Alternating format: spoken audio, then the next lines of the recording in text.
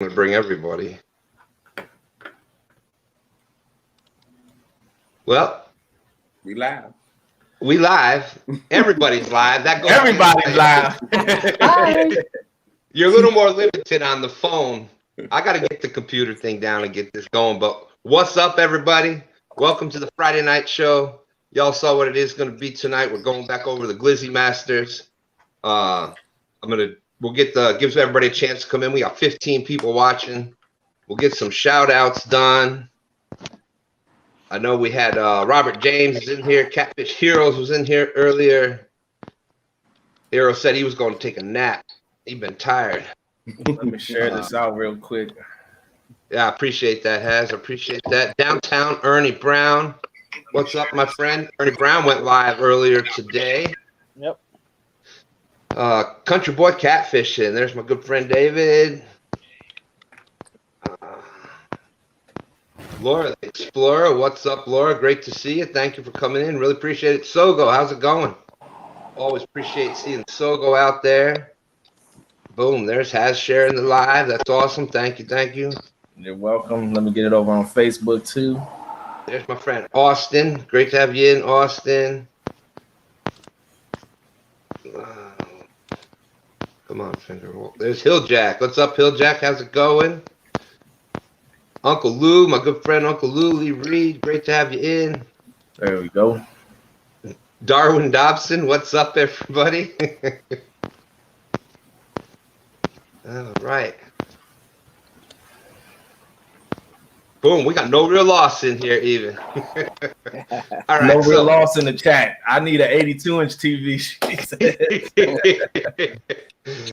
So Haz, yes. where did this brilliant idea come from? You know, I thought it was a awesome tournament. It was focused on fun. However, the rules that were put in place really put, you know, it put that fun fisherman that just goes out there and throws whatever bait they have. Yeah. Along with the strategy of being able to use the hardcore catfish baits, et cetera, et cetera. Yeah. Where'd the brains? How'd this all happen? It was just one of my crazy ideas that I put together, like on the way. Like I said, I was doing a live show fishing that day, and I have about a 40-minute drive to DC.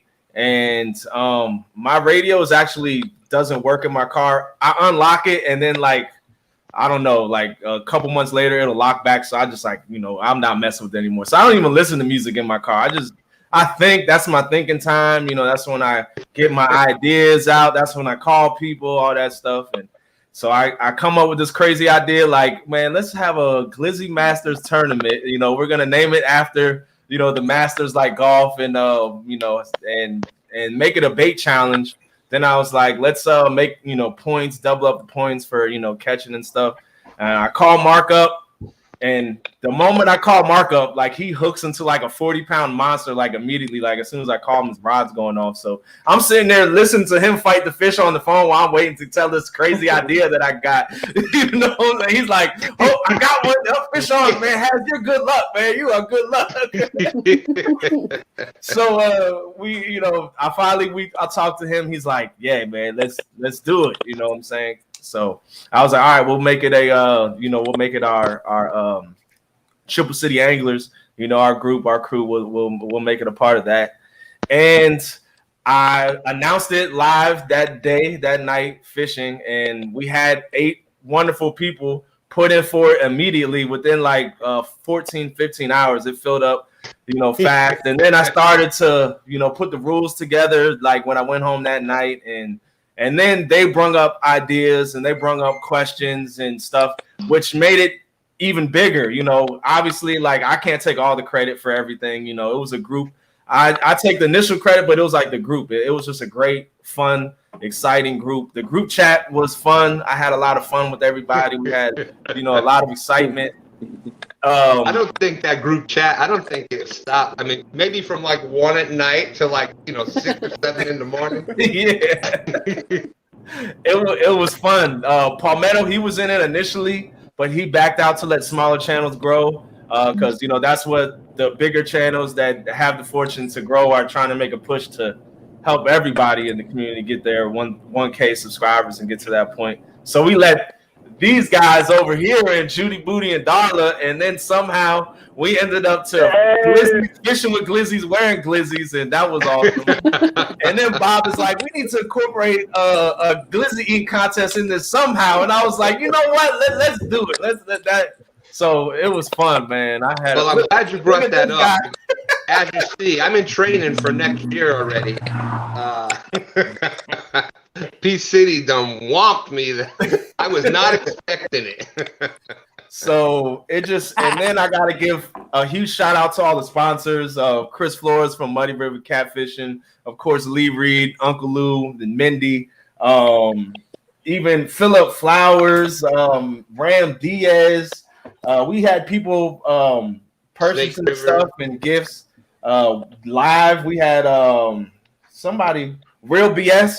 He purchased the hat to give away to Mike C. He did a giveaway too as well. Of course, Uncle Steve, Painting Services by Steve. Can't forget him. I don't want to leave anybody out. I believe that's everybody. But big shout out to everybody. Oh, of course, Richard Montano. He put up $100 too as well. So man, big shout out to everybody that helped and make it all come together. It takes a community, and we have a great community. It's it's unbelievable. You mentioned something like this, and people just want to. Just bam! Everybody just wants to be a part of it, and I think it's just such a good positive. It's such a good positive image that everybody from younger people, there might have been kids watching that, are like, man, look at this, it's awesome. Yep. To the older people, the people that can't get out, and seeing a tournament like this where we're all competing against each other, but wishing the best for each and every single person that was involved. The sportsmanship and the friendships with that, it was just unbelievable tournament. We had a great time, and they went. But speaking of that, Bex with NoReelLoss, for those that don't know, over here in the top right hand corner. If you haven't.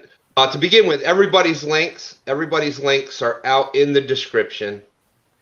So if you're not anchored or hook set, YouTube seems to be they're on their big kick with words that you can't use, and just go ahead and drop a submarine.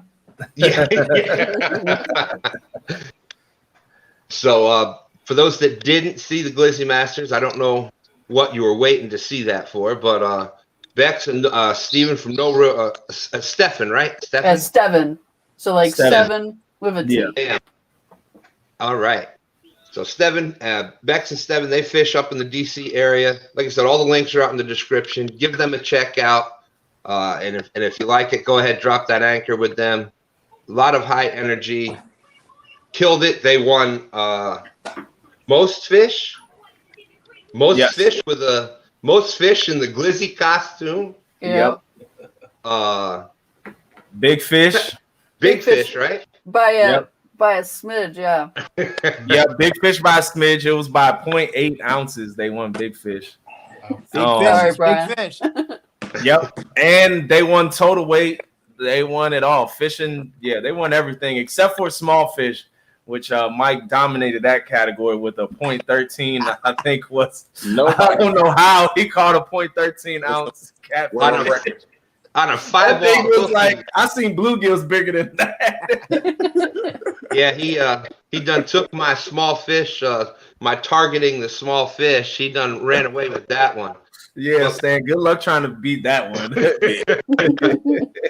Bex, so y'all really played the strategy perfectly.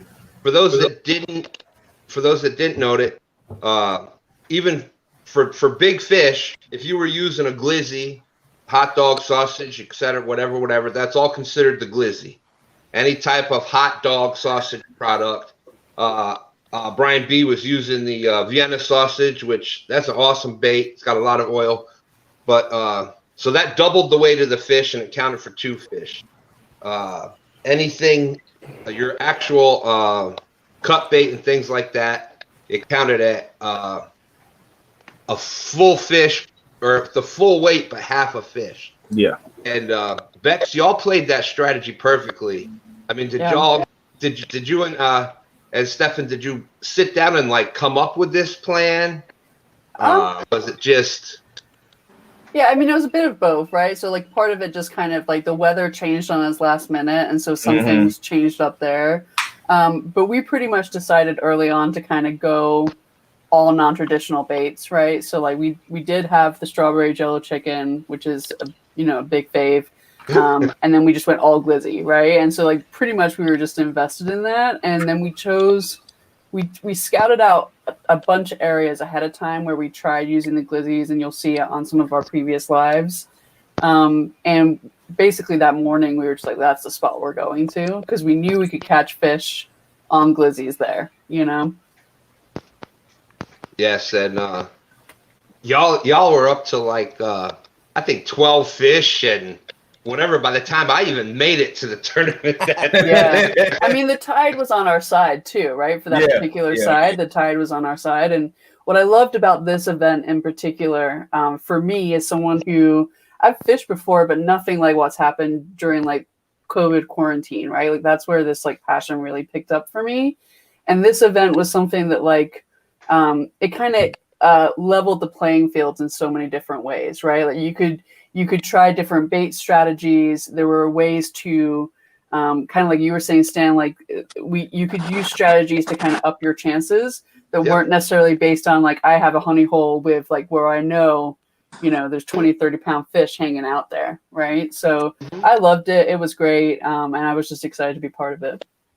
And that's another thing I heard that you say about how you actually have used YouTube to kind of that's how you kind of taught yourself how to fish, how to cast, all of it. And I think that's so important for a lot of us that put content out, is that there's people out there that really we bring people to this sport. So when you're doing your lives or the videos or whatever, think of the people that are even the little things, right? Like Chunky sometimes will, like when he's showing his whole setup, he'll show his rigs and everything like that. Like I would be sitting there over the winter as Steven and I were like trying to figure out how the heck to catch a catfish. I would be like zooming in to see like what is that? That's like, okay, it's a swivel, the rattles, the spooks, all that kind of stuff, listening to the hook sizes, I was snagging off all the time when I started, just catching the bottom. And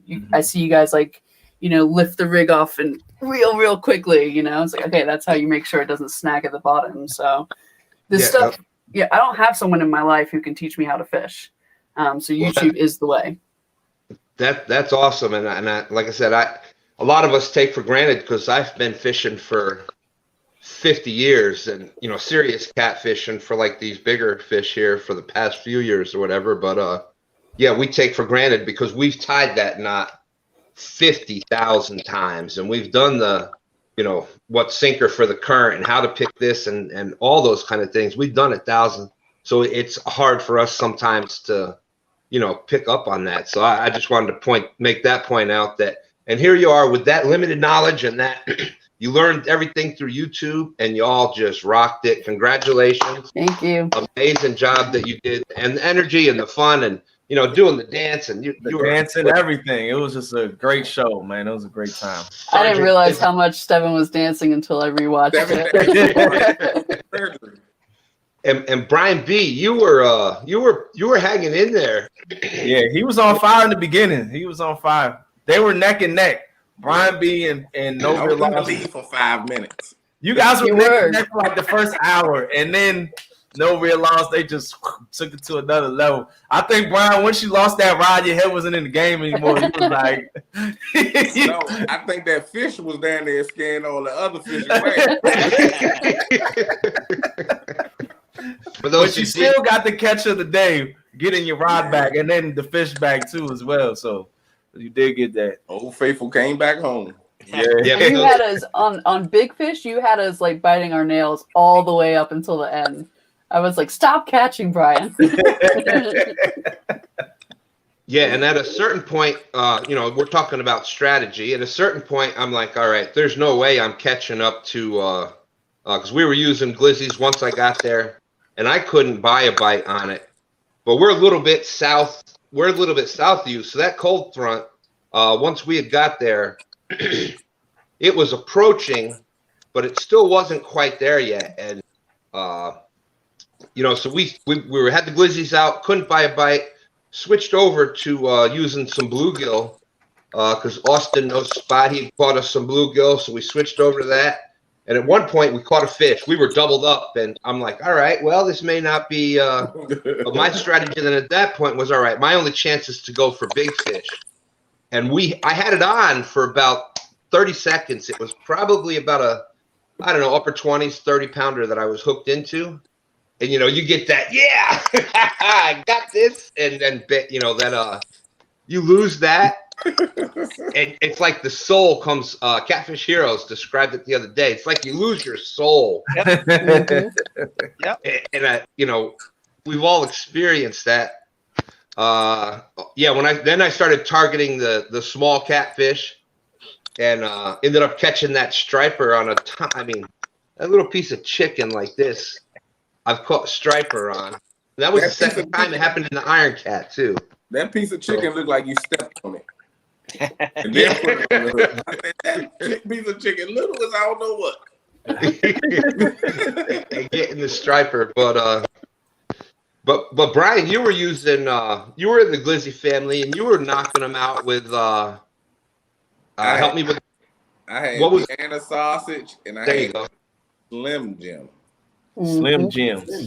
Slim Glizzies. I don't get Slim Glizzies. Slim Jim. See, I knew Brian was going to be using some Slim Jims because he showed me what he calls PB on a couple months ago. I was like, oh, yeah, okay. I still haven't tried them out yet. I'm about to go maybe I'll get some tomorrow. Maybe I'll try some out. They're actually pretty greasy. They say they work pretty good. Yeah. I know they put out a nice scent. Stay on the hook too, probably. Yeah, they'll stay on the hook too, pretty good. Slim Jims, yeah. Hey, we got Judy Booty and Darla. They've been chasing that New Mexico internet search while we got y'all. Can you hear us? Judy? Darla? Nope. Okay. No, almost. The catfish community needs to buy them a satellite dish or something. Right. Yeah. Man, you guys need to put a complaint in. Out of Albuquerque, you will be good. Oh yeah, man. Peace City, man. That was the highlight at the end. Was the Glizzy eating contest, man. Peace City, he smoked them. I saw he had like 3 buns left, and then when I looked down, I was looking over here, and I looked back, and he had punished them all. I was like, what is going on? Man went like this. Put it down. He said, "Nah, that ain't enough." Hey, I watched a documentary one time on how those professionals do that, and that lady must weigh 120 pounds. It wins them sometimes. Yeah. And she said the secret to it was dunking the rolls in water. They actually dunk it in a cup of water before they put the rolls in. That's it. I sat there and ate the hot dogs first. Now I was, I'm eating hot dogs, and I'm like, oh. For a couple of seconds, at one point, I thought they were going to change directions on me, but I got through the hot dogs, and then once I ate the roll, I poured some iced tea on them, and then I said, oh, yeah, I just poured iced tea all over all the rest of them. Ate them on down. I saw Stan. Stan looked like he was at a picnic. He was sitting there taking his time. He was just relaxing. And I did 5. I heard you at one time say, Stan's got 5. And I'm thinking, man, all I got is 3 or 4 rolls left. I'm gold. I did 5, and I even tried to look around. And I looked around at that point, and I knew I was ahead of Darla. And I knew I was just ahead of Bob. But Pete City, I couldn't hear. And he had that plate, and you could see the plate full. I didn't know he was eating the bun. He seen the bread. He ain't seen all you saw was bread. A little more, maybe, or something. Because I'm looking at it on my my computer, so it's a lot bigger on my screen. And I saw the buns. I didn't see the hot dogs in there, so I was like, "Oh, he must have ate all the hot dogs out first, and then went back and ate the buns." Which is smart. That's a smart tactic. Yeah, he nailed it. So, yeah, it was definitely not my day. That was for sure. I don't see P City. He was like, "I gotta win something." He didn't get service. He was in and out. He didn't get to go fish the spot that he wanted to because of the weather. That affected a lot of people on the East Coast. Yeah, the weather. But P City was killing it. You were killing it in the beginning too, my friend. You were getting those fish in, and even in those hurricane fish. You know, what did the weather? It just what made you have to abandon that? Did it just get too bad that you were out there? Where you were fishing at? The wind was like straight against the current. It just. I tried to hide under a bridge, you know, but the bridge is 100 foot in the air, so you're not hiding from wind, rain. Yeah. And, but like I said, the original spot I wanted to fish, which is by my house, which would have been very convenient. It's all channel cats, but you know that would have been fine. And, And I can consistently catch 8, 10, 12 pound channels there. So I thought I had a shot at the heavy too. If I could happen to catch one on a glizzy, if I caught a 10 pounder on a glizzy, I'd have been gold. But like I said, and I did the same thing, Stan. Once Bex and Brian B was kicking my butt, I said, "Well, I'm not going to win too. I'm going to go try to catch a big fish." And then when I moved, my signal was a little sketchy, and I was in and out, and I was, you know what, I'm getting my butt kicked today. So I just loaded the boat up, and I didn't even have signal by the ramp. I was actually like 5 miles down the road at a truck stop doing the hot dog eating contest. I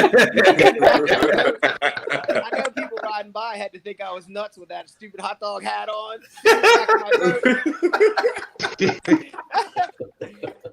You know, you could have just went on home. You didn't have to stop and go through all that extra effort. Thank God I did, because that made the day something. At least, well, it was fun anyway. But I really did get my butt kicked. You did win that medium action rod, which CVA said he got today too. Oh, good. Yeah. Mine came in today too. Yours came in today. Cool. Yep. Cool. Yeah. What about the Mad Cats one? Probably didn't come in yet. Not yet. He said he was going to mail it out this past Monday. So I'm just excited to, like, you know, Steven's recovering from surgery, so I'm just excited to be like, look at our haul. Look at what we got. You got more stuff too. I got to meet up with you guys. I'll be in DC tomorrow. Maybe I can, but I'll be out on the boat with the wife, so I don't know if I'll be able to. Maybe I'll do a drive-by. Here's rides on the boat. Speaking of that, how is Stefan doing with recovering from? He's doing really good. So he had his his hip's been acting up for a long time, so he got his hip replaced. Ooh. And to me that's a big surgery, but he's already walking around, and you know, he'll be back soon. Yep, he will be. He shouldn't have been laying on the floor dancing and stuff. It was all the moves he was busting at the Glizzy. I know. I try and tell him, so stop. Excited. Stop dancing, man. But that's him. That's his character. He said, "Look, I gotta give the people what they want." You know, they want it. He definitely gave it to me. I thought he was teasing me for a minute. And Bob Pinsman finds he went through some interesting things that day because he signed up for the tournament, and then his wife had a soccer tournament. She's a soccer coach out of town, so this will be good advice on how to. So when you found out that was going to happen, you were still like, "Nah, I'm not losing my spot. I'm still going to participate." What were some of the first things you did from there? Well, the first thing I was trying to do is find a spot to fish. Yeah. I mean, of course, people fishing in St. Louis, first thing you think of is the two big rivers, Missouri and, you know, Mississippi. Yeah. But I've never bank fished either one of those. Yeah. I can't do that, you know. Plus, trying to set up a camera live and stuff and be an area where I felt was safe. Yeah. So I just decided I need to find a smaller place to fish that I think I could be, you know, get a decent enough signal and be safe in, you know, being alone. And so I chose a spot in the Bush Wildlife Center, one of the bigger lakes there, Lake 33, they call it Pratt Run Lake. And that's, you know, known to have catfish in it. So I decided, hey, we go for that. But we didn't get there until that evening, just at least check it out. I got a question, though, for you. How did you find these diff? What were you looking on? For somebody that's going to go, you know, people will say a lot of times, well, I researched it. what did you look for? Like, I'm going to go here. First started with YouTube and Facebook, those two spots. Yeah. I typed in St. Louis catfishing and see what comes up. And, that's how I found those spots. Yeah. Tip for that is like there's a lot of Facebook groups, fishing groups and stuff like that. Like I'm in a lot of Maryland ones. I'm in some in Florida too as well. You can always go into those groups and say, I'm coming in town, where's a good spot to go fish at? And some people will tell you, go fish here. There's a good spot right here and all that stuff. Yeah. There's a on group Facebook fishing, and I went in there and asked them, got some replies also. Yeah. I find on Facebook you'll get a lot of people being like, Google it. You will get some people who will say like PM or something like that. You're gonna get some Jack A's in there. In the comments. Yeah, but I do think that like even still, there's still gonna be one or two people. Like if you can just get past that, there's always gonna be one or two people who will help you out. Yeah. So I mean, the spot I fished is known to have fish in it. It wasn't my biting that day, or they didn't want the glizzies or something. Well, and that's what since I wasn't sure because I never fished it, I had one rod out with worms, red worms and night crawlers. I'm like, anywhere you go in the country, catching service. So that's kind of like my litmus test. If I'm like getting bites on that, nothing on the glizzies, I know I screw up my glizzy formula. Yeah. But actually, I got a few taps. I didn't get any hookups, but I had more taps and stuff happened on the glizzies than the worms. I just couldn't get a fish to hook up.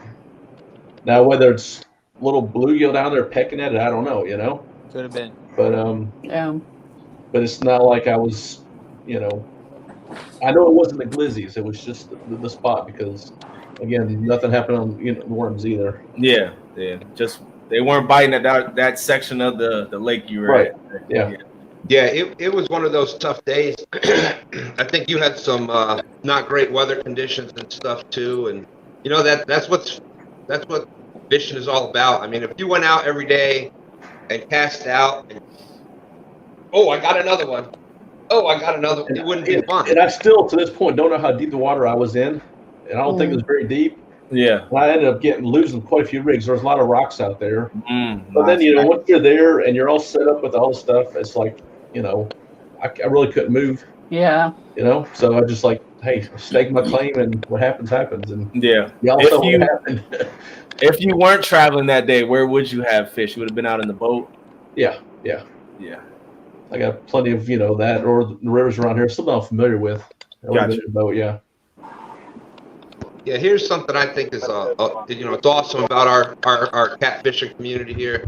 That's Rich and Leo Anglin from the UK, sending the USA love from across the pond. I was watching live earlier, from over there. I love the fact that here we are, different countries. Yeah. And just everybody supporting everybody. That's just totally awesome. Appreciate that. We have 34 people watching. Catfishing Crappie made it in. Mark, how's it going? Skins and Scales is in the house. Wayne, how are you, Wayne? Great to see you in. Thank you. Somebody else I thought I missed. Looks like Judy Booty and Dollar got some good service now. Oh, they are back. Talk to them now. That's like 15 frames per second right there. So Judy Booty and Darla almost didn't even get to fish in it. Palmetto was awesome to give up the spot and let y'all come in.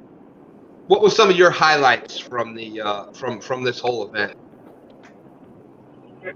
They both look at each other smile. I think when Dollar put that glizzy and was just mashing into his face. Oh my God, raw glizzy. They were raw, glizzy. uncooked glizzy, by the way. Good glizzies they're all cooked. You just have to reheat them up. But so is the cold glizzy. No, They weren't cooked. Oh man, I've never had an uncooked glizzy before. No, right out of the package. I know your stomach was bubbling. Oh man, the next day I was so sick. I was like, don't stand behind me. See, what you should have did was wrap it up in aluminum foil, and that New Mexico sun would have just cooked them all day. That's what I was telling people to do. If you didn't, just let the sun heat them up. We had Uncle Tim's Glizzy cooker, but my little generator didn't put out enough energy for it. Only 240 watts, and everything out. Didn't work. Gotcha. That's why we were stuck, and he was like, "Well, I guess I'll just eat them raw. Why not? Raw doggy." Raw dogger. That was I was in a hoodie all day. The foil wouldn't work by me. It was too cold. Yeah. I kept that hoodie on all day until after the tournament. Then the sun finally, came out. Yeah, that's true. You got to have sun for the foil to work. But I won't lie, that was the most fun I've ever had getting skunked, though. I'll just put that out there. I think another thing, just because we use raw. Nowhere. We have their service. Yeah, we're in the middle of nowhere. I know that we used raw pork sausage, and one thing I think it was Richard Montano on your feed was like fishing with you guys, and he had like pork. Yeah, and I was like, oh, Yeah, so he went watching out there lives helped with raw pork, and it was working. He was catching them on pork. I think catfish will just eat about anything, anything cut bait, you throw it on the hook. As long as it sends out some scent, they're gonna pretty much, go after it. Catfish on pork chop. Yeah, that's what I seen Peter do it. I said I'm gonna try it. Yeah. Pork chops. You guys used pizza crust one time and caught some catfish on some. Yeah, we had like the worst live ever, and then Stephen, like Vonnie, my wife, ordered pizza, and Stephen was like, "I'm gonna put." In his French accent, I'm putting the crust on my hook, and then catches the channel cat, and it worked. So that's I don't understand because like crust, it doesn't give off like a scent. Like anything. But if you throw bread over there in Old Town, if you throw bread over to them catfish that's swimming over there, you right though. He probably caught one of those fish up in Virginia that was just swimming up through the river because you're right. You just Mark posted up a short of that on his that's crazy. You throw some bread up there, and then 200 catfish come up, and they'll tear them up.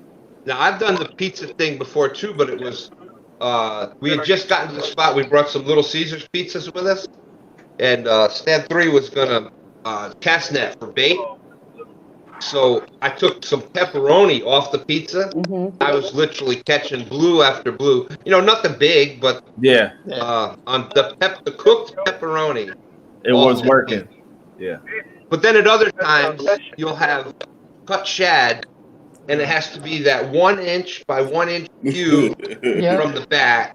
Yeah. Others, they won't touch anything else out there. So it's, for those that think catfishing is just you put something on a hook and cast out and sit back. Not always. Yeah. It's not always like that. You got to figure out what they want. Sometimes. A Slim Jim. So you always got a Slim Jim on them. I mean, you could just Brian probably got a pack of Slim Jims in the boat just ready to go. No, I go buy them like the day before because it ain't the regular Slim Jim. It's the big thick one. Yeah. I take that one, and they hit it 2 or 3 times. I didn't see the same Slim Jim on it. I'm gonna put some Slim Jims in the boat just in case. Yeah. For spare. So now, Brian B, this is a bait. You use Glizzy. I say Glizzy. You use that on the reg. Oh yeah. That's one of his go-tos. Like that's one of his favorite baits to use. And how big was that catfish you caught on it? Your PB? Actually, it wasn't caught on my PB. Oh. It was caught on. I think it was a 30-pounder on the Slim Jim. Okay. 70 Still awesome. Chicken. It's amazing. Yeah. 70-pounder was on chicken. Yeah. I thought you said it was chicken. Yeah, chicken. Yeah. I knew that DMV caught that 52-pounder on live. Oh yeah. And it was on that cheddar glizzy. Yep. I had some of those on backup. I had like a ridiculous amount of like glizzy options on backup. Yep. After getting to know you, Bex, I'm sure that you were research has started. Oh yeah. Glizzy's hot dog. You went and watched, and I bet you probably had at least 10 to 15 different combinations of. Yep. Yep, I really did. And even from like I was so like when you sock a worm on the hook, like that's how I was putting the glizzy on the hook. I downsized all my hooks for this. Like I was, really researching. So that just goes to show you, we a lot of us joke around or say whatever about this bait or that bait, but in some cases, they will catch as much or more sometimes than if you're not catching on your regular tried and true baits and you're having issues, I have found, I don't know if anybody else has noticed this, I've found on days where I'm having a finicky bite or I'm having a hard time getting fish, that's when the days when the chicken and baits like that have actually worked best. Mm-hmm. When they're feeding the shad and the whatnot, they seem to work better in those days. But in those tough days, I've had better luck with the off baits than I have with. I don't know if it's just me, but now do y'all think that now I haven't really had much luck down here in the James with the other than chicken with like the hot dogs and things like that. Do you think it's a DC thing or the Potomac River area thing? I don't. No, I think it's just about your catfish population. The Potomac River has a very big catfish population of. There's a lot of small catfish in the Potomac River too. Like we have big ones, but the majority of them you're gonna catch right now are gonna be those under 10s, those 2, 4, 8 pound catfish, and they're just actively roaming and feeding. So I think it just has to do with the Potomac River has a lot of spots where they're just stacked up on top of each other. And if you throw anything into those catfish, they're gonna come and eat it, pretty much. Yeah, it's. I watched the video, and I think the people was in Mississippi, but they were targeting like channel cats. They would put vinegar on their hot dogs and everything. Yeah. Put it in a bag and put Jello in it. And I guess that what gave the scent off. Once it smelled off or whatever, they would change it, but it is not here. I've used sardines. Mm-hmm. I took sardines for the Glizzy Masters. I can't remember what it was, but it was like 60 cents a can. So I was like, damn, I'm going to load up. I'm going to pour all this oil and fish in it. Let these glizzies soak in it. Did not work. I didn't get one bite. I said, okay, I'm going with that garlic. The garlic, man. They love that garlic. I was going to say, the other thing that I found Slim Jim's really good for is like if I'm having a bait that like maybe I've used the same piece of bait a lot of times, or it's a bait that doesn't stick to the hook real well, I'll just rip off a piece of Slim Jim and use that as a bait stopper. Yeah, and that helps, well. Yeah. Well, that was your bait getter. Who would have thought that Glizzy Masters would have had so many? If you watched it and you were looking for actual fishing tips and things, who would have thought that all these, there was so many little nuances in there that you could have really picked up some. Ready to catch fish. It's even how you even comes down to how to hook a glizzy because just casting those things, they'll fly off the hook. They can tear through them. So, and you can put them in salt days before to dry out the moisture. But it's also how you hook it. This is after now. Now we can talk about what you can do. But there will be another Glizzy Masters. I went to 3-aught hooks. I went and bought 3-aught hooks because I figured I'm going to catch small channel cats or anything. I was actually pleasantly surprised. I just used straight up Oscar Myers, but I did the cheese ones. But I messed with hooking them and the size I cut them. I was using 7-aught hooks. Not one fell off. Nice. And I caught one on the hot dog, and I had one on. It came off, but I was every time I reeled my bait up, it was still on there. I was like, there you go. That was one thing I was worried about, and I didn't do nothing. Straight out of the pack that morning.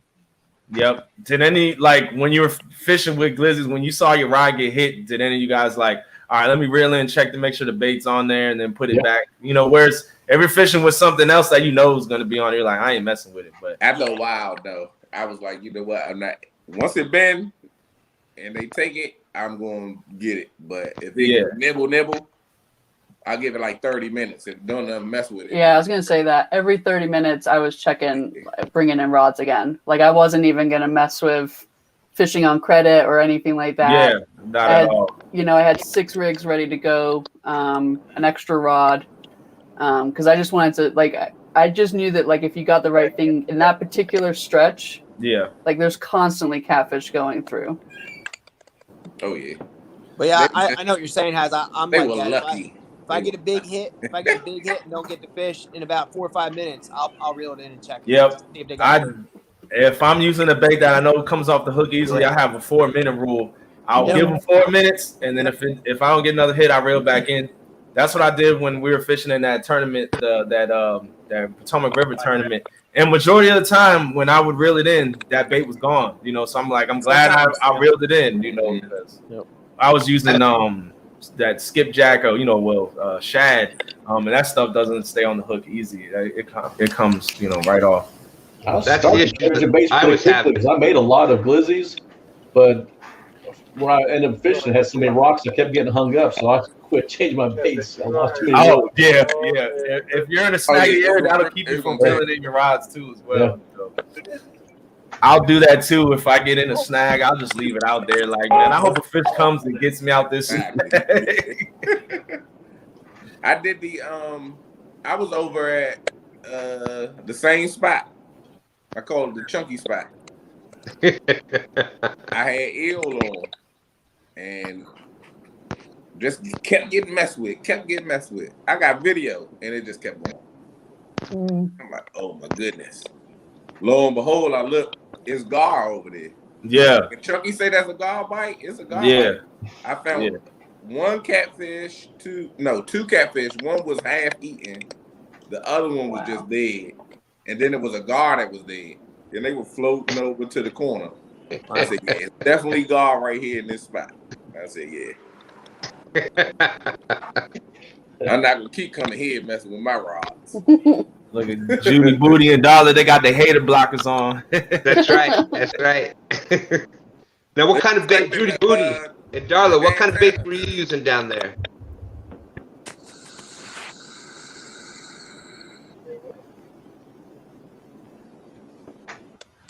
No. I don't know if they can hear us or not. Man, I'm jealous. They still got the sun up and everything over there on the West Coast. I got sun outside my window right now. I'm looking at that. What you said? What were you using for bait? We're using cheesy glizzies. What else do we have? Oscar Mayer glizzies, ballpark glizzies, glizzies, Barhead, Coronado glizzies. I think you guys heard of those ones.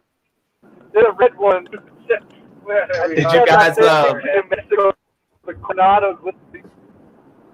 Did you guys do anything to your glizzies? Put them in Jello or anything like that? Garlic salt, anything like that? This guy put them in. What do you do? Chicken liver, chum bait, hot dog, glizzy, chum bait. Oh, okay. He had the glizzy chum bait. Man, I don't know how you guys can tolerate that stuff, man. I don't. Oh, we lost him again. Yeah, for those that didn't see, they were fighting that whole internet connection. They were even driving, trying to find it just to, just so they could talk back and forth. But yeah, like when it comes to catfishing, like I have no idea how to use chum bait or dip bait or anything. I never even tried to. I won't even mess with it. It just looks too messy for me to even deal with it. I'm just like, man, forget that. Treble hooks, all that stuff. I ain't messing with it. When I first started catfishing, I tried dough balls because I didn't want to have to keep like trying to find bait. So I was in the Dick's Sporting Goods and I saw like the catfish bait section. Never caught anything on it. I was like, I used them like 3 times, and I was like, forget this. I ain't messing with that crap ever again. And it's dink bait too. I swear it is. Yeah, it'll catch all the dinks in there, right? Yeah. It's lazy man's bait. I'm into it too. Sometimes I don't feel like going to get bait, but well, and that's why I say that like chicken breasts have been tried and proven that they work. You know, Glizzy's, if like we said, we learned Brian B. That's one of his go-to bait. He's had great success with it. If you have something like that, don't be afraid to use it. Who is it? The Santee Drifters. I don't know why I can never remember his name. Jimmy Smith. Jimmy Smith. Thank you. Yeah. You think I'd remember that one, right? Yeah, he's one of our brothers. He's one of the Smith brothers, man. He's part of And Smith all he gang. uses is chicken. Chicken, and he's catching 50s, 60s. Chicken. I never use chicken. I'd never go out on the boat with a pack of worms unless I want to call myself sitting out there while I'm fishing, try to catch some bait. I take chicken. Yep. Chicken. I'm going out tomorrow with eel versus chicken tomorrow. We're gonna see which one wins. I'm gonna put them up against each other. I already got the eel soaking in strawberry jello chicken. We're gonna do eel versus glizzy, but I need to find the eel first. Oh, I can send you a spot. All right. I have a spot that you can go to. I just went there today and got my eel, so they have them in stock. Y'all use just raw chicken, or you doctor it up each time? And use I can use raw chicken. I'm using strawberry jello chicken. I know that he uses raw.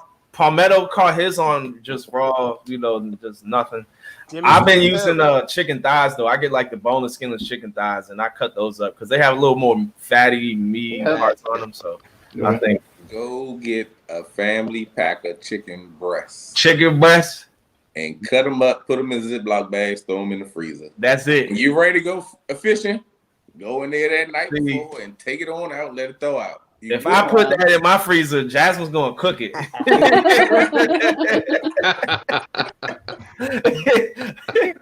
So I gotta put some strawberry jello on. She gonna mess with that stuff. She gonna be like, "This is chicken. What you doing? This is gypsy habanero chicken right here. We cook it." Put a sticker on the bag. For bait. This is bait right here. That's why I have my own fridge just for I don't know. The buddy I fish with, if I come in there with chicken, he might throw me out of the boat. I don't know. So a lot of people that fish for catfish, they are chicken. That's not bait. Yeah, I see them no chicken signs and all that stuff. What if it worked? It worked.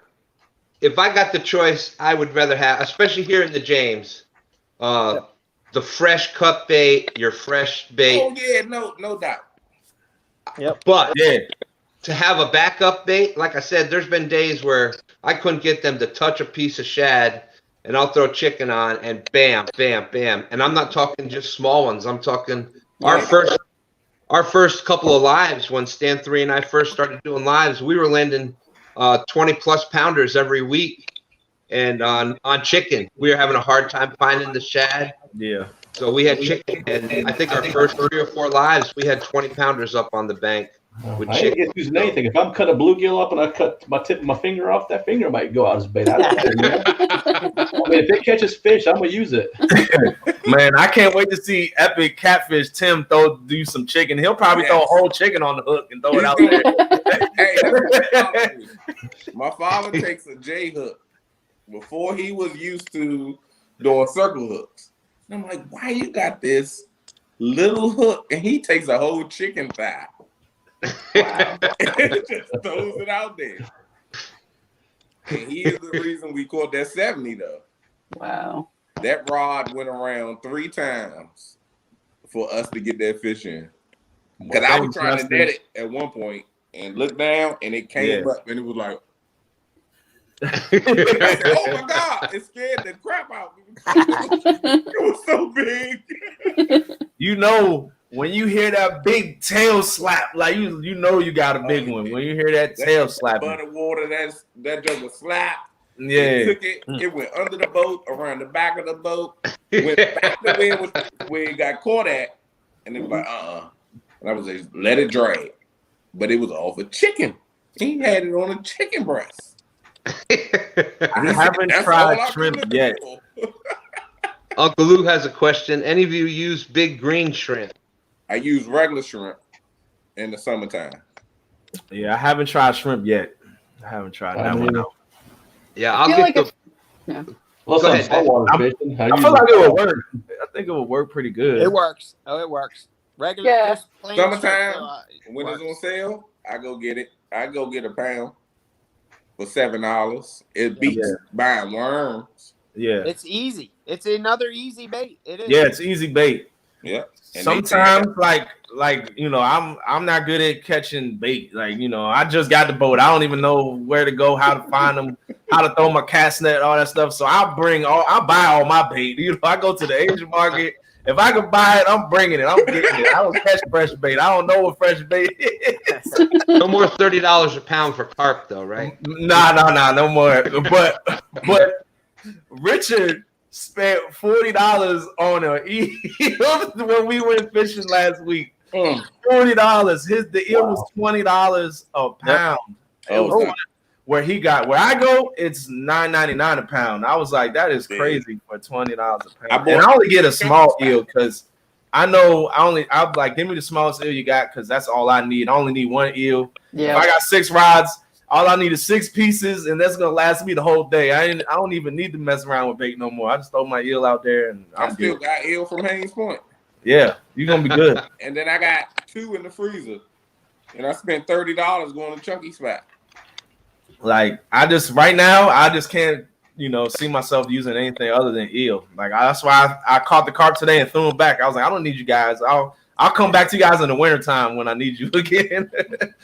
Yeah, eel in this area, in the Atlantic states here, eel is an amazing bait because it's in the waters here. Yeah. Yeah. So work here. Yeah, you need to go get you some eel. Oh yeah, you guys will probably get some big ones on some eel out there. Oh heck yeah. Yeah, because you guys have the James River is the same tidal water connected to the same Chesapeake Bay as the Potomac River. You guys got the same water. We have eel here in the bait shops. The bait shops sell eel here. Yeah, you can get a whole eel for like a few bucks. But is it those little guys? No, they go small, medium, and large. Okay, yeah. Get you one of them large ones and do some cut bait with it. Cut it in chunks. About that big around, and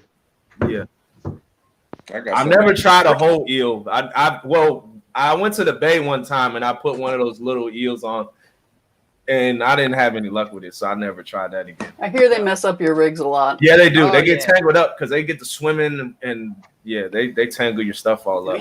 We used to use them for channel cats too, and you gotta take the eel and whack his head on the side of the boat a couple times, like stun him, and then throw him out, or else you'll just bring him back and it'll be a tangled mess. I'd rather let them bleed and let them go on sit in the water. Yeah, man, they're nasty. They are nasty. So Uncle Jeep had the question. First of all, where'd it go? Justin Pancho has that song is banger. Yes, it is. It is. Appreciate you, man. Uncle Jeep. The real question is, did the contestants eat the most glizzies or the catfish? The catfish ate the most glizzies. Catfish, yeah. In P City and Bob's case, it was they ate the most. After all the recipes I did, I don't think I'll be eating a glizzy for a long time. That's disgusting. Oh. I bought some glizzies. 46 awesome people watching. I had some glizzies on Memorial Day. Cooked them up on the grill. Tasted good. That is a good point. Another good thing with chicken, like I said, I've caught. Excuse me. I was using that to catch. We were using that to catch the bluegills during the glizzy contest. Yeah. Cut off little pieces of chicken. That's like I said. That's what I caught the striper on. In Iron Cat, I caught a striper on a small piece of chicken like that. So you get the chicken with you. It also helps you catch other live baits. White perch, that chicken, that Kool-Aid chicken, where it's got that red color on that, on a sabiki rig, that's deadly for white perch. You'll fill that thing up. We caught an eel on chicken. Yep. That was in the basin, right? Yeah, it was in the basin. Yeah, the basin is a good place to catch the eel at. Roger Anderson says, we're playing it all over Texas, Haz. Awesome, Roger. Awesome. One of the song is epic. One of the wildest things I ever saw, it was several years ago. Me and my friends were fishing in a channel cat tournament, and my buddy had a whole eel on for bait, a live eel on, probably about 10, 11-inch eel, and he caught a big giant eel. A big giant eel ate that smaller eel, ate it straight down. Dang. It was in it. We're like, are you serious? He reeled it in, and he goes, I had an eel on. This was an eel, and it was one of them big giant ones like you buy in the Asian market. It ate a little small eel. I wouldn't have believed it if I didn't see it. I wouldn't have believed it. They are nasty. They are just nasty. Nasty. I love to pull one of them. Oh, nasty. So that way I could have gotten 2 eels for one. Them things are so slimy and nasty. It's a different kind of slime too. It's disgusting. That slime stick to it. You can't even get it off your rag.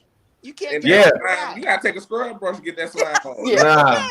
And I always get them live too and kill them like at the bank. I always kill them right at the bank. One got out the bag and almost got back into the river. I was kicking him like, get back up there, get. Nah. I was so mad that he got into the river. Well, remember Chunky, he couldn't find his eel, and he found it alive in his garden. Yeah. Yeah, it was at home. He thought it was in the truck or in the back seat. Where's this eel at? Well, a little tip with eel for people that fish with them a lot. They'll carry a little bucket of sand, and they'll throw the eel in the sand. That'll get them in your hand. Slime off. And it's like a grip. So if we get some sand in your hand, and you can grip it. Like they'll still start wrapping around. Nah, I ain't playing that. But sand. I just use this red rag right here. I just grab them right here with that, and then I just off with the head. But even like when you come back like 30 minutes later to get another piece, it's still moving around. I live in the Midwest. The closest thing I've seen to that is a big night crawler. Yeah. That's what I'm talking about. This thing wraps up your arm, Bob. It goes up your arm like a snake. Yeah, it'll. And you think catfish slime is something? Man, that eel slime is terrible. Terrible. It's like catfish slime on steroids, and George Ray, he caught one, and he was George Ray brings up a point. Please, hook set, anchor, become a family member, whatever you want to say if you haven't already. Everybody's links is out in the description. If and everybody, that's the one thing that didn't come up that we were talking about that we didn't talk about yet. Is what I loved is that every single person in this group was so different. Mm-hmm. But it was like we were friends for years. It was, it shows what this catfish family that we don't all have to be exactly the same to love catfish. So I appreciate that from everybody. That was a blast getting to know everybody that was involved with this, and that just speaks for our catfish community, is how accepting we are of everybody. It doesn't matter who you are. If you like catfish and you like catfishing or even fishing in general, any of these things, you're pretty much accepted. And I love that. 100%. 100%. You're accepted. Even if you think catfishing is boring, you're accepted. For those who didn't see that, Laura the Explorer was a guest on the show with Creel and I, and we're talking about things. Oh, no. She goes and says, well, I think catfishing is boring. We're like, no. That's it. She retracted it, though. Yeah. She meant, I didn't mean it like that. I meant like bass fishing. Yeah. And I get what she's, when you come from like, bass fishing, you're out there. There's working. 1,000 casts, all trying to find the fish. Catfish, you don't get to feel it like hit. You go and get it afterwards, but you don't. But that fight, like it's a lot of people might have saw my PB fish I caught a few weeks ago. I've grew up in Texas, caught thousands of bass. I've never had a fight anything that compares to what that PB did. Mm-hmm. That was the most fun 5 minutes I've had in fishing ever. Just trying to get that one fish in. That was awesome. I didn't think you was gonna stop showing your teeth. You was smiling so hard. But the thing is, I see so many, watching everybody's videos. I watch a lot of YouTube videos and see these big, fish, and just to finally get one myself. Yeah. Awesome. It was You're just like, awesome. man, it doesn't compare, man. It doesn't compare. That's why after I caught my 52-pound catfish, I did a lot less bass fishing and a lot more catfish. Heck yeah. Yeah, if you want to become addicted, first fish over, say, 20-something pounds, where it looks like, that's the shark of fresh water. Yeah. You see that coming in, and that dorsal fin comes in, and it's just got that color, and you're just like, man, if that doesn't hook you, go ahead and go back to bass fishing or whatever, because you're not going to get just ain't into you. it. Yeah. I'm hooked, and I don't think I've got bigger than a 12-pound yet. You ain't seen nothing yet. Wait till you get one over 20. It's gonna scare you, because like my biggest catfish before that was like 19 pounds. So going from 19 to a 50, it was like a huge jump. Seeing that big massive thing out of water, it's like, but my adrenaline kicked in, and Mark, you can see in the video, he's like, "How you gonna pick up that thing?" I was like, "I'm just grabbing them like it's I don't care how I'm getting slimed up. I don't care. We getting this fish. We gotta get this picture, bro." Heck yeah. Well, that was like Stefan's video I think it was his live a couple weeks ago, right? Where he had to. Oh yeah, he had to going in the water trying to get that one, because he didn't have the grips, and he didn't have his net. Yeah. So the thing about that area he went to, you basically have to scale down a cliff to get to that particular spot. So he went with light gear. Was he on the Virginia side? Virginia side, yeah. Oh, that's like a 200-foot cliff. It's a straight drop off down. People don't believe it, but it is. It's like you kind of just fall down. Yeah, that Virginia side is no joke. But that's why the Virginia side of Potomac River is the deepest, because that channel runs right up against the Virginia side. Yeah, it does. Yeah, it does. The Maryland side is very shallow till you get to the drop off. That Virginia side, you cast out 40 yards and you're right there into deep water. I tell you guys what. One of the first things that happened to me when I started catching these bigger ones, like you got it on and you're fighting and you're like, man, this is a good fish, and you're all pumped up, and you get it to the side of the boat and it just takes off again. Yeah. Like everything you just did is just wiped out, and it's like, man, this is it. And you're hoping like, please don't break. Please don't split the hook. Please. Like, I always say, stay hooked, stay hooked, stay hooked, stay hooked, stay hooked, stay hooked. One example with that 70-pounder, when it hit my father's rod, it took his rod and it almost touched the water. It tore drag, but he always leave it loose. So I'm like, yeah, whatever. And he's the one that say, man, I'm gonna let it just run. Why? Don't let it run, because it's going to tangle up in our lines. Reel it in. He reeled it in, and he felt it, and then it ran behind the boat. He said, Brian, take the rod, take the rod. So I had to get it. So I'm reeling it in. So it's going the opposite way now, because it's behind the motor of the boat. I said, oh, this joker is heavy. Give it back to him once I get it close to the boat. Get the net. I see it. Scared the heck out of me. And then it run again. Yep. So we had to pass to my buddy in the front. He had to under the boat. He's still reeling in. He's like, oh my God, I don't know what this is. It's a shock. It's a submarine. So we get into the boat, and then he get it back around to the other side. And we scoop that joker. It took two of us to pull it up into the boat. Yeah. You can see in my face, if you look at my face on that picture, I'm struggling, and I got it by one hand with the grips, and I'm like, take the picture. That joker was solid, but the scale only says 70. I'm scared to get the PB on the Potomac in Maryland is 84. Yep. I don't know what I'm gonna do if I get to 85. I can imagine I'm going for it. If you get a fish like epic catfish, when you see the mouth on that fish is crazy. Like I could fit 3 of my heads in the mouth of that fish, man. That thing is massive. Every time I look at him, what was like 130-pound catfish he caught? That right there is, I don't know. Like I'm just looking at like my 62. It's twice that size. Like that's crazy. I'm gonna put those in my kayak. Live, but you better have your phone close so you can at least go live for that segment. Hey, like once you get in the boat, just turn the live on. Like, look, y'all missed the fight, but y'all got to see this. Y'all got to be a part of this. You ain't gonna believe it if you don't see it. Look, and if you don't got service, you better drive to some service. For a minute. And it's like Roger said, Muskrat Adventures.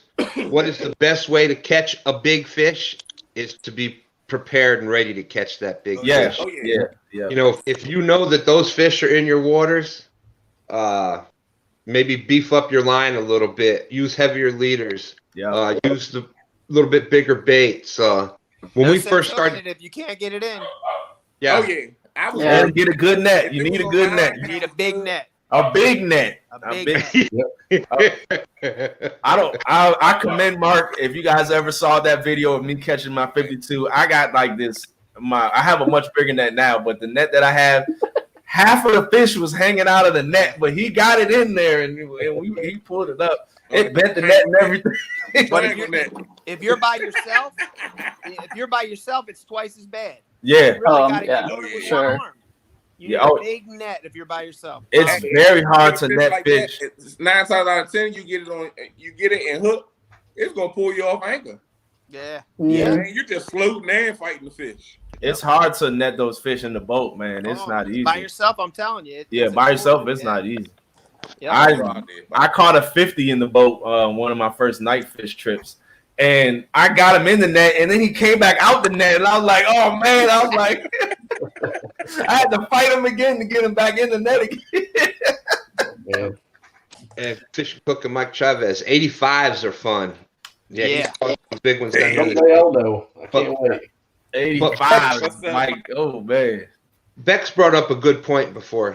She was saying that she's caught 12s, and she's addicted from that. You know, if you're fishing in waters, not every body of water can hold 30, 40, 50, 70, 80 pound. You know, if you're fishing bodies of water where the big fish in that area is a 10-pound catfish, well, you fish with the gear that's geared for that. Yeah. You know, you don't want to be out there with a heavy action rod and 50 pounds. It's not gonna be fun. When the biggest fish there is a 10-pounder. But if that's the biggest fish that's there and you're targeting that fish and you're catching 10s and 12s, that'll be exciting as hell. I don't care who you are. Yeah. That's if you're happy, don't listen to somebody that's saying, oh, well, it's got to be a 50. No. And if that's the big fish that are in your waters, celebrate it. Be happy. Right. That's the big fish that are in those waters. And you're not competing against, and like, this is your fishing story, right? Yeah. Like, you are the person, the only person you're competing against is yourself. Like, I've been trying all week to get a snakehead. I've had them following. I've not caught one yet, but I know that it's going to happen, and that's going to be awesome. And then, I spent all winter trying to catch catfish, and the whole shad run, I was catching blues on shad darts, and like, that's a fun fight. Light tackle, like 4-pound test, ultralight rod pulling in 3-4 pound catfish. Awesome. Yeah. Carp fishing. I was out carp fishing today, and it's fun just seeing these carp just take your lines and run you around the pond or river or lake or whatever it is, and you're just at the mercy of the fish. You can't stop them. You're just like, I hope you just turn, please, and just come back my way, Yeah, the carp are in charge is what I've learned. Here she is. Here's Laura doing it again. Her first comment was, my 10.5 pound cat was really fun to catch. Her next comment is, but the bowfin, that was the most fun. Was the most fun. Big fighter. She forgets that she's in a catfish community sometimes. But that's all right. We still love her. Now, Lorianne, I understand you. Those we have snakeheads up, but we don't have bowfin, but they're very similar. Have a long body, similar. Have teeth. They're not in the same family. They're not related to each other, but they're pretty much the same fish. So I can definitely relate. Snakeheads are fun, especially topwater fish. If you guys, I know some people don't like bass fishing, but go out there with a topwater lure and go catch some bass fish or snakeheads or whatever. It's exciting to just see a fish, attack that, blow up on top water. It's one of the best ways to catch a fish. I love them. 100%. Snakehead next. I'm going for I think I'm not gonna say I'm master, but I know what to do with catfishing. And it scares you. Like, I was out my first trip to Blackwater. I was in the kayak and I'm out there for like 2 hours, didn't get a single blow up, my first trip trying to get snakeheads. Finally, I get a blow up and it's like 4 feet in front of my kayak. I make a long cast out and I'm just working my frog all the way back. Then 4 feet from you just get a blow up and you just jump out the kayak. It's just like, it scares you, right? For a second, man. And that's the thing. Toes. Like, I want to catch my first one on a lure. So I've been doing like a lot of frogs, and then I was trying to run a plastic creature bait, like top water. Yeah. Snakeheads, the thing that's been freaking me out about it is like they're so smart. Like, I will watch them follow my lure all the way to the bank and be like, nah, I see you. The hardest I've tried at the C&O Canal and I've never been able to get. That's where I was trying. Those C&O Canal snakeheads are like impossible. I've tried several times and they will not. Are you able to keep them there? Huh? Are you able to keep them? I guess anyway you keep them on the Potomac. Yeah, you can keep them anyway. Yeah, you can keep them. You got to kill them. You can't transport them up. You better cut them. You can't transport them alive. You're not even supposed to put them back in the water, right? You're supposed. No, you can release them now. You can release them. Yeah, you're allowed to release them. They suggest you keep them, and they want you to kill them, but you can release them into any DC, Maryland. And so no, at one point they were like, you could have gotten in trouble for putting them back in the water. Yeah. It's changed now because they're here. TBA put out a documentary on the like he went and did all the research, how they started, how they got here and everything, and he got all the rules and the laws. So if you want to get into snakehead fishing, watch his video on that. It's very well put together for snakehead fishing.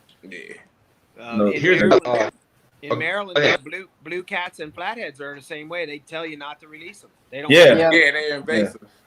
Yeah.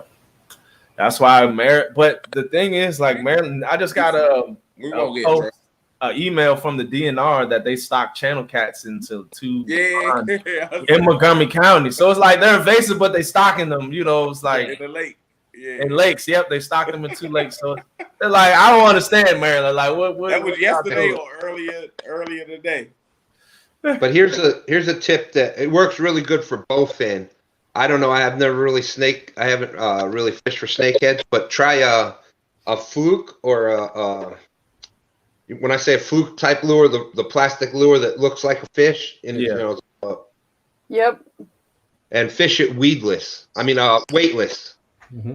And you just kind of twitch, let it sink a little, twitch. If they're following your lure, a lot of times that slower type retrieve. Yeah. It'll they can't take it because they're following it for so long that they just have to eventually strike it. Yeah. So just a little something to try. But that's I like fishing for bass that way too. Yeah, me too. Yeah. I ain't never did that.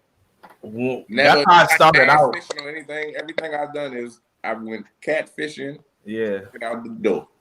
I started out fishing 2 years ago, but I started with bass fishing first. That's why the ponds and the lakes and everything like that. That's where I couldn't just go to the river and learn that. I had to start off small, get some training wheels, and figure out fish out first.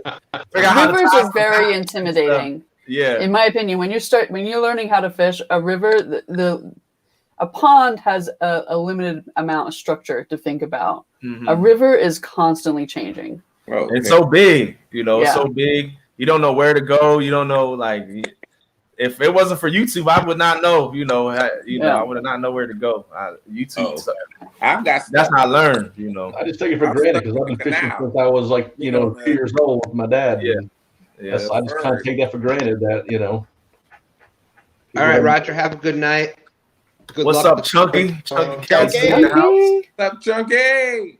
Yeah, and that's myself. Like I said, I've been fishing almost 50 years, so a lot of the stuff It's Stan, you don't look a day over 21. What are you talking about? 50 years. Well, thank you. And you're only 30. Oh man, now y'all make me feel good. I got 6 months. I'll be 50. Yeah, big 50 this year, Bob. Big 5-0. Me too. Big 5-0 in December for me. Rebecca says, "See, Miss Lori, look at that. A catfish community up there talking about both ends. You never know what you're going to find on them." You didn't hear me talking about them, Becca. Becca. But that's just in the catfish community, everybody is still fishing, Yeah, right. Yeah, we may predominantly fish for a certain species, but I don't care if you're out fishing for catfish. You hook something else that's big or whatever, you're going to enjoy it. Yeah. Oh, yeah. And if you catfish, one of my dream fish. Yeah. And if you catfish, you got to bait fish too. You got to go out and fish for different baits and stuff like that. That's why I said carp is one of the, it's a primo bait. I love using carp, and it's also fun to catch them too. Yeah, I want to get into some carp fishing this year. You talk about, different things for catfish and stuff. Carp fishing, when you are targeting carp, and there's a whole, that opens up a whole nother I'm gonna try that too. Before I went live yesterday in the kayak, I was trying to catch some bait, and man, I saw so many big carp on that lake I was in, just swimming by me and stuff. Yeah, I'm like, I'm going out there again just to try to catch me some carp.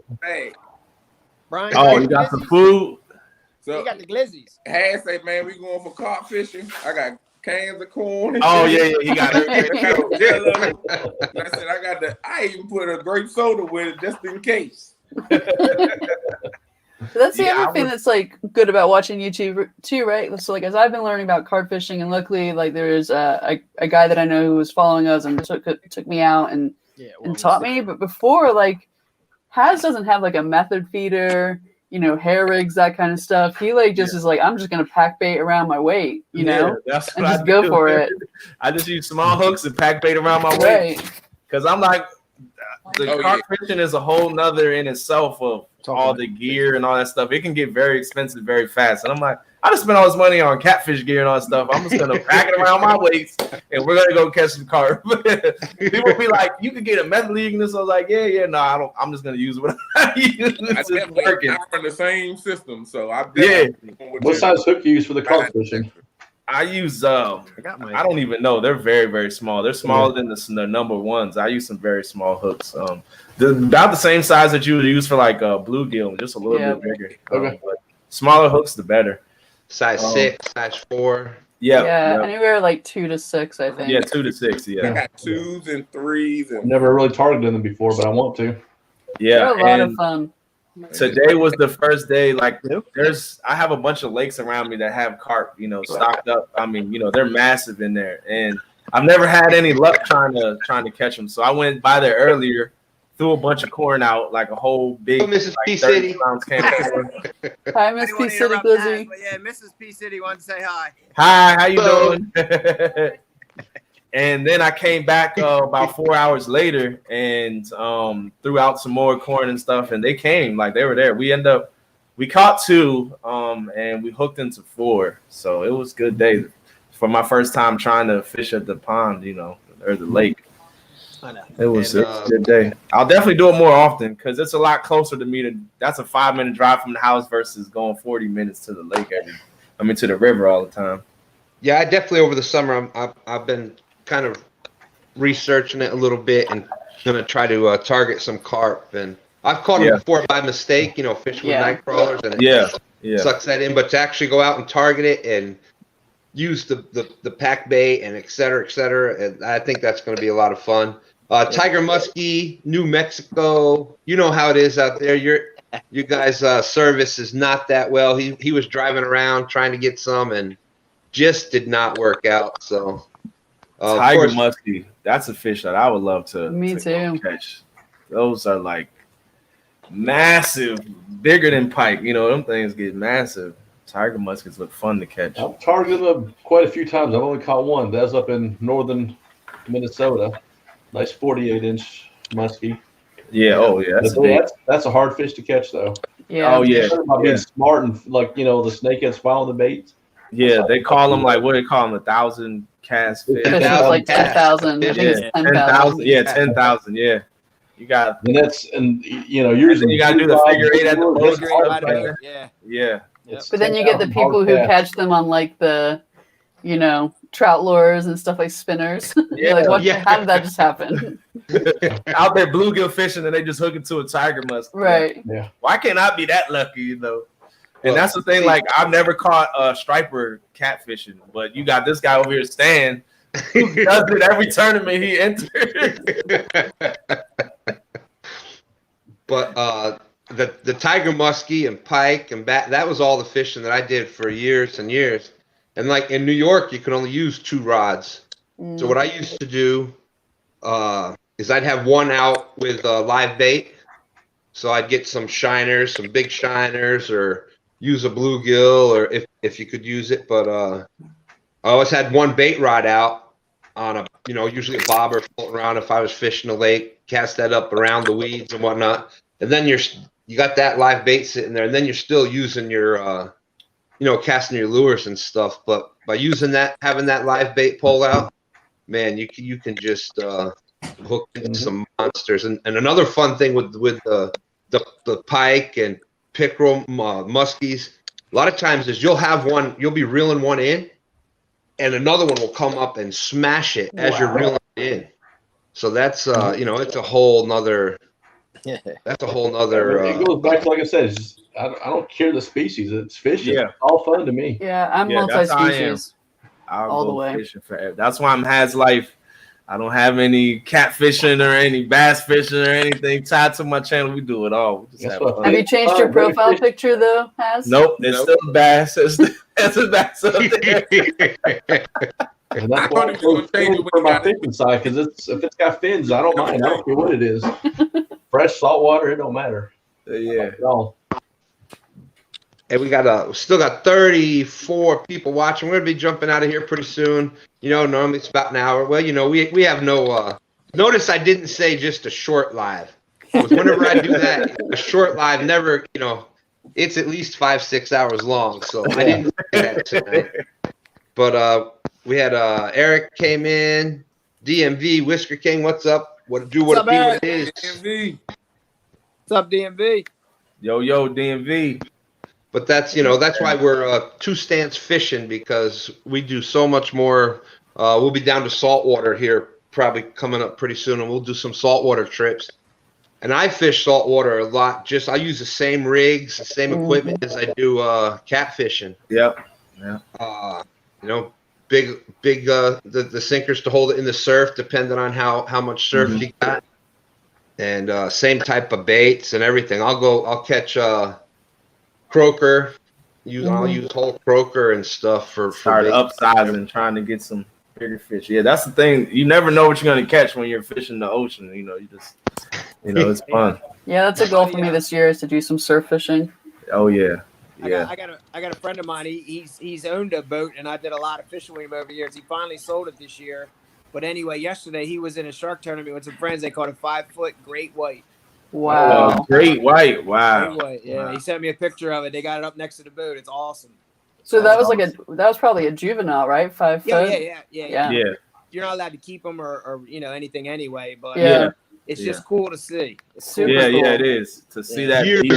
Years and years ago, I caught a hammerhead, and that was just that's like cool. Yeah.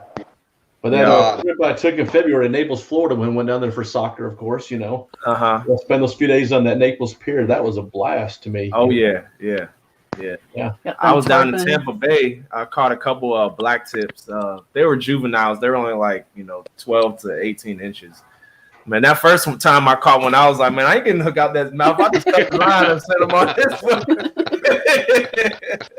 It's like I didn't have no pliers enough. I was like, I ain't sticking my mouth nowhere near. My finger nowhere near his mouth, man. Forget that. When I fished down in Naples, I didn't bring anything with me except for just a reel. I went to the store and bought a rod that I could give away at the end. I bought a pair of pliers. I still gave that away, but I'm like, I'm having pliers with me because I know a lot of stuff has teeth in the water, and I ain't gonna do it. I ain't messing with that. Yeah, a skate or something. Oh, they'll bite you. They got teeth. Yeah. Yeah, you don't want to mess with nothing. It comes out of salt. Yeah. No, Some of them have like those. It was. Some of them, their scales will like slit you. Yes. You know. Yep. Yeah, and some have they can have toxins on the outside, just like you know, some of the catfish, the smaller catfish especially, have that really bad bacteria on their their fins. Yeah, sharp pointy ones. And man, you get I'd rather deal with a big catfish than them little ones. Them little ones. Oh yeah. Oh man, you saw what that little catfish did to Kevin's hand. Yeah. Spined them right in the weapon of the spring. That's why I usually hold them little catfish under their belly, like in you know, around their fins, so that they can't, you know, up around twisting. Yep. Yeah. Well, DMV Whisper King, hope you're healing up well. Y'all make sure you go show DMV some love. Go check out some old videos. Keep the views going for him. Yep. You know, the man works hard out there when he goes out there. He does those. You know, he was the originator of the. Yeah, he was an Iron Man live streams. You know, I don't do anything less than 12 hours. I did the 14-hour live. I did the 14-hour live from sitting on the couch, and he's out there fishing those lives like that. So while he's healing up, make sure y'all go show him some love. Hit up some of his old videos there. Keep him going. Well, he's invited to fish my tournament, so we're hoping he gets well and can fish it. Yeah. Oh yeah. Oh yeah. Yeah. I mean, Bob has a where tournament. he fell. Like he landed on rocks. Yeah. Oh yeah. You know. Yeah. Oh, man down. Man down. Man down. And then he's gonna say, "Come on, fishy." That's what got me. I feel like, oh man, he's hurt. Yeah. He said, "Come on, fishy. I got a fish. Come on." I'm like, oh my God, this dude. His passion is crazy. Oh yeah. I love and just from that day when I went out there and fished the mud hole, man, I commend DMV for doing that stuff, man. That spot is definitely the toughest spot by far you will ever fish in your life if you fish that spot. The bank is like a 4-foot climb up to the bank. Like every time you got to jump down and then you got to walk through the mud about 10, 15, 20 feet, depending on how far the tide is out. And it's up to your knees and stuff, man. Fishing that thing for 8-9 hours is exhausting. It's tiring.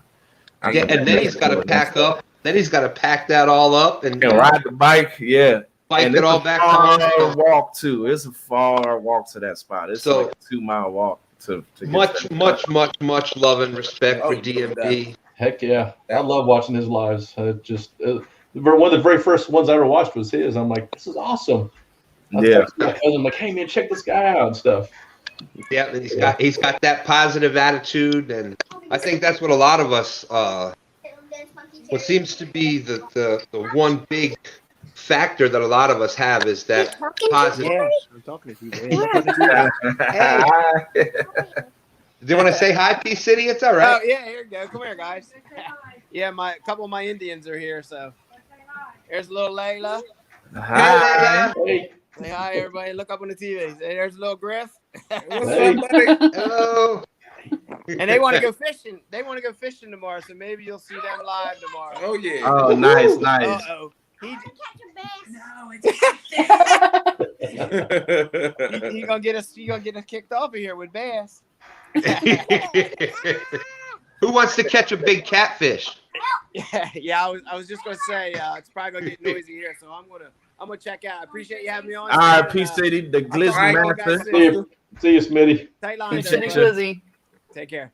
Everybody's links are out in the description. So if you don't have P City, he's another one. He does the lives out there. Make sure you're checking him out. Everybody up here doing we're all trying to represent that catfish family. And that's what I was starting to say before that is that the one thing that I love is that even in the chats, even on we're doing our lives, it's all about positivity. If somebody comes in there trying to run mouth about boom, they're gone. We don't deal with that kind of stuff. Every single one of us try to keep that positive, that positive vibe going. And I think that says a lot for us. Absolutely. Man, I just want to say congratulations to NoReelLoss. You guys killed it. Bex and Steven, if he's out there watching, he's probably healing up. Congratulations. You all right, bro? What did y'all say? Well, and I want to congratulate Brian B for going out there and sticking true to his glizzies. You know, that, like you said, that's his bait of choice a lot of times, and he cranked it too. Y'all were, you know, you represented the Potomac area up there. They killed the rest of us, hands down. It was in reality thing. Actually, smoked my boots. It was like 17 fish to 12 fish, 19 fish to 21 fish. Okay, I'm getting close. This is 34 fish to 19, 38, whatever. I'm like, okay, I'm still standing still. They hit the nitrous button. Oh yeah. They smoked us. They had the spot, man. They definitely had the spot that day. They definitely did their homework and research. And spot matters, I'll tell you that. Yeah, definitely. Definitely. I told my buddy, I even put him in the corner. I said, hey, he said, I'm gonna go over here and fish over here on the other side of the tree. They ended up getting up. Both our lines hooked up. We think we got a fish on, and we reeled in both each other line. We had epic catfish come in, and even talking with him, the best bait that you can have. Speaking of what we were just talking about, the very best bait is location. Yeah, absolutely. Location is the best. I started to say, man, let's throw this stuff in the truck. Let's run over here. But we was in Virginia. We had to go back on the Maryland side. Yeah. It would have taken 30 minutes to get back set up and maybe 45 minutes. Exactly. Yeah. That could have killed it all for you, you know? Yeah. And timing. That's the one thing you can't is timing, because it's like, especially fishing the tighter water like the Potomac River. Yeah, the tide. You guys saw their bite. Both of their bites died at the same time. Yeah. They were fishing in 3 miles away from each other, but they both, that tide switched and it killed the bite, pretty much the rest of the day. But then they said, oh, fish on. Fish on. I'm like, all right, they coming this way too. Yeah, the tide switched. But if anybody else out there's got any questions, we're gonna be wrapping it up here soon. I just wanna second what Haz said. Bex, you and Stefan, awesome job. You played the tournament perfectly. You went out there, you had a good time, you fished the right spots, used the baits that would best work, and that, and that's what we do. That's fishing, and to me that's catfishing. And we learn from watching you guys. Like, I mean that 100%. Like, I am on YouTube all the time watching. Last October, I had no clue what to do. People. What'd you say? No, I'm sorry. And Justin Pancho, is it on Spotify or anything like that? Looking for your song, Haz. Oh, Justin, no, I just have it on on Haz Life on the channel. You can go in there, you can watch it, play it. You gotta get it on SoundCloud, Apple. I didn't put it up. I should put it up on SoundCloud. Yeah, put it on SoundCloud. So that everybody can go over there. I need a theme song for my tournament with about things. So if you get inspired, let me know. All right, I got you. But if a DMV says, I fish and watch channels while fishing, even making videos, as Stan knows. I tell you what, is when we were getting started, we were having those, couple hundred, few hundred subs, and DMV, I had a kind of friendship with him right from the beginning. But one of my big things that I remember when just getting started, same thing. I've talked to a bunch of people, but I was watching. He was waiting to do his live while we were doing ours, and then I go back and watch it, and in the background, he's got our live playing in the background of his. You talk about, man, just like poof. That's right. Yeah. Oh yeah. Just take that time. If we help each other, if one grow, we all grow. And if we think of ourselves as a big family and we all just try to keep helping each other out. I'm not saying you got to watch everybody, and it's impossible to, but watch the ones that you enjoy, share out, make shares, go to Facebook, send them out on Facebook like Haz did earlier. He dropped the share out for this one going. you know, I can't tell you what that means to help a channel. That's what's helped me keep going and going and going. Yeah. So even like when people will, and I've started doing this too, because I was like, that's awesome, is like, let's say I'm driving somewhere I can't watch, I can like have my phone playing on my seat, you know, and be like, hey, I'm here, I'm driving, so I can't chat, but I'll be listening in. And those watch hours are so important to a channel that's trying to get started. I love that. Yeah. That's why I put on, I don't know if y'all can see it all the way, but I put my Snatcher style hat on, and I got my Snatcher shirt. Oh yeah, the fish snatcher shirt. Okay. Yep. He gonna put you on that the Snatcher. He got plenty of subscribers, but he's just short of the watch out. Yeah, the watch out. Yeah, he's almost there. Watch one video on his whole little setup, you know, that will definitely help him out. Yeah, definitely. 100%. That's what when it subs me, if you know somebody subs me, they got a fishing channel, I'll sub them back. But then right away, I'll go watch one of the videos. If I'm busy, I'll turn a video on and I'll let it play because, you know, as long as I've subbed them and watched some of their content, YouTube's not going to purge me off their system, you know? Yeah. And I know it's helping them. And then, you know, the smaller channel like me, just have somebody big watch mine. Like when I cut my PB video, Steve Douglas watched it and commented it. I was on cloud nine all day, knowing that he watched you know? I mean, he's got 100,000 subscribers and absolutely stuff he's done for this community and stuff. And I've been to his conference, but just know that he watched my video and took the time to comment. Yeah, it makes your day. Yeah. I ain't made it there yet, Bob. What's that? I said I ain't made it there yet. DMV. Oh, I guess I'm in the area, but he don't know that I'm in the area. Shout out to DMV though. Yeah, that's what I love to do. Like I have a little phone holder in my car, so I always, when I'm driving, I just put somebody's video up and I'll be watching it while I'm, you know, driving, listening and watching. When I was doing that top water video, I was watching the video that Evan posted on the NoReelLoss where he lost the fish. And like when I was editing it yesterday, like I could hear the video playing in when I was editing it. Like I when I walk in the spots, I'll be watching the video and stuff like that. I love watching videos. I love the live stream stuff too.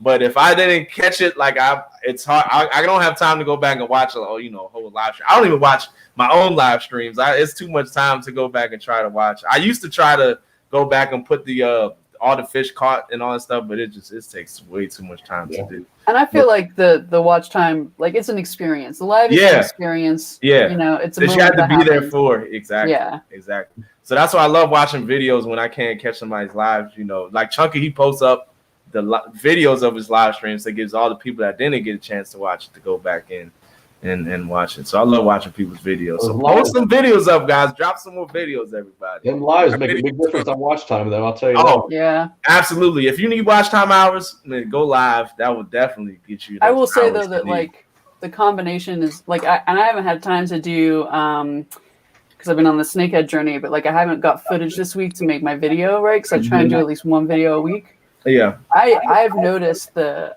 view count and SEO, all that stuff, algorithm stuff, get better on my other videos. Yeah, as I've been doing the live, so it kind of all works together. Yeah, it goes hand to hand. Look at that stuff.